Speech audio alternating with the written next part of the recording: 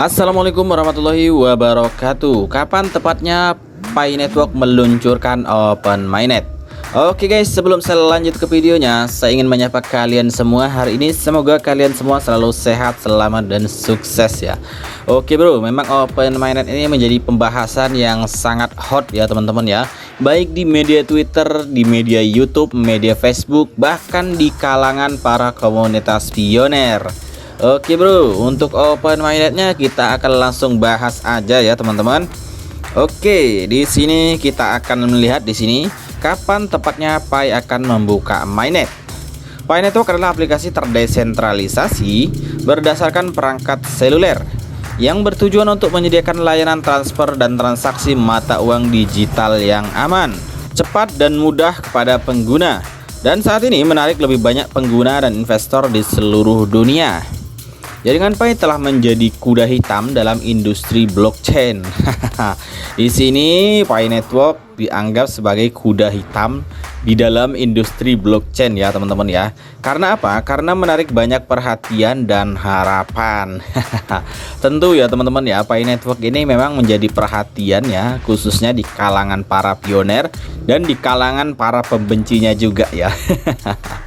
Oke, di sini keterangannya menarik banyak perhatian dan harapan. Oke guys, siapa yang tidak berharap ya teman-teman ya, karena gembar-gembornya Open Mainnet, Pi Network dihargai atau dinilai seharga $314.159. Angka yang fantastis dan cukup menggiurkan guys. Kemudian Pi baru-baru ini secara resmi mengumumkan bahwa mereka merekrut sejumlah besar talenta teknis untuk menyelesaikan masalah KYC di beberapa area dan membangun lingkungan aplikasi ekologis. Langkah ini juga membuat prospek masa depan Pi lebih mudah diprediksi. Baru-baru ini jaringan Pi merilis pengumuman rekrutmen, mengumumkan bahwa mereka sedang mencari bakat teknis untuk memberikan dukungan bagi pengembangan jaringan Pi. Dilaporkan bahwa personel teknis yang direkrut oleh Pi Network terutama bertanggung jawab untuk menyelesaikan masalah KYC di Cina dan mempromosikan pembangunan lingkungan aplikasi ekologis. Oke ya teman-teman ya, jadi Pi Network ini merekrut personel ya teman-teman. Atau lebih mudahnya, Pi Network ini merekrut teknis ya, atau personel teknis yang direkrut oleh Pi Network untuk bertanggung jawab menyelesaikan masalah KYC di Cina. Oke guys, pertanyaannya kenapa kok ini malah di Cina ya teman-teman ya? Karena di Cina itu pionernya paling banyak ya teman-teman ya, dan komunitasnya memang paling kompak dibandingkan dengan negara lain, dan mempromosikan pembangunan lingkungan aplikasi ekologis sehingga dapat menyelesaikan verifikasi KYC sesegera mungkin dan mempersiapkan pembukaan utama jaringan Pi. Nah ini ya, karena KYC ini memang masih menjadi PR ya, khususnya bagi core team, sehingga dapat menyelesaikan verifikasi KYC sesegera mungkin dan mempersiapkan pembukaan jaringan Pi. Oke, jadi bisa kita asumsikan ya teman-teman ya, pembukaan mainnet ini setelah KYC kita selesai atau mungkin 80% selesai ya teman-teman ya. Dengan terus berkembangnya jaringan Pi, para pejabat juga menyadari pentingnya menyelesaikan masalah daerah. Untuk memenuhi kebutuhan pengguna dengan lebih baik, tim Pi memutuskan untuk memperkuat perekrutan secara teknis, meningkatkan kemampuan teknis, dan memberikan layanan yang lebih baik kepada pengguna. Oke ya.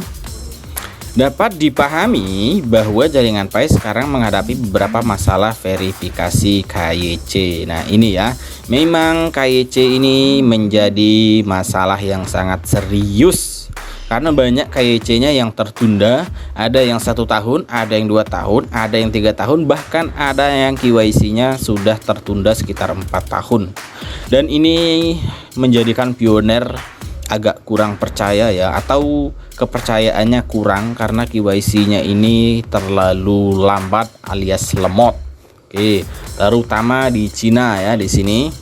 Kemudian tim inti Pi juga secara aktif memecahkan masalah ini meningkatkan kualitas dan efisiensi sistem verifikasi KYC untuk memuaskan sejumlah besar perintis Cina untuk menyelesaikan verifikasi KYC dan memberikan dukungan untuk realisasi tujuan mainnet. Pada saat yang sama, pejabat Pi juga terus mengoptimalkan lingkungan ekologis untuk menarik lebih banyak aplikasi ekologis untuk bergabung, yang akan membantu jaringan Pi menjadi ekosistem mata uang digital yang lebih global. Oke, di sini ada yang menarik ya teman-teman ya. Menurut rencana resmi Pi, setelah KYC melewati 80% dan lingkungan ekologi sudah matang, maka Pi akan membuka mainnet. Nah, ini ya teman-teman ya. Jadi kita patokannya cuma di sini aja ya teman-teman. Yang pertama adalah setelah KYC melewati 80%. Nah, ini ya teman-teman. Masalahnya sekarang, apakah KYC kita sudah melewati 80%? Nah, kalian silahkan jawab sendiri ya. Dan lingkungan ekologi sudah matang. Yang dimaksud di sini adalah ekosistem Pi Network kita sudah matang ya teman-teman ya. Makanya kenapa Portim mengadakan hackathon lagi. Tujuannya adalah untuk mencari aplikasi ekologis ya yang bisa digunakan oleh para pioner. Kemudian maka Pi akan membuka mainnet. Nah, ini di sini ya, maka Pi akan membuka mainnet setelah ekologi matang dan setelah melewati KYC 80% yang tidak akan melebihi akhir tahun ini. Nah, itu ya teman-teman. Tahun ini nih, di tahun 2023 apa di tahun 2024 kira-kira guys. Oke.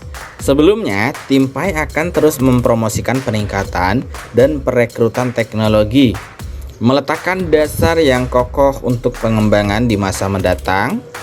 Pada saat yang sama, pejabat Pi terus memperbarui dan meningkatkan jaringan Pi untuk memberikan layanan yang lebih banyak dan lebih baik kepada pengguna. Baru-baru ini antarmuka pembayaran Pi dan daftar mainnet telah diperbarui dengan fungsi konversi berbagai bahasa secara otomatis, yang berarti bahwa Pi bergerak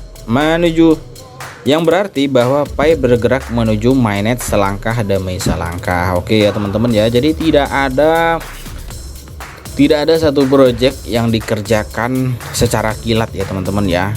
Tetapi ini dikerjakan selangkah demi selangkah karena pasti banyak fitur uji coba dan uji cobanya lagi ya teman-teman ya, demi kematangan open mainnet nanti. Oke guys, sekian saja. Assalamualaikum warahmatullahi wabarakatuh.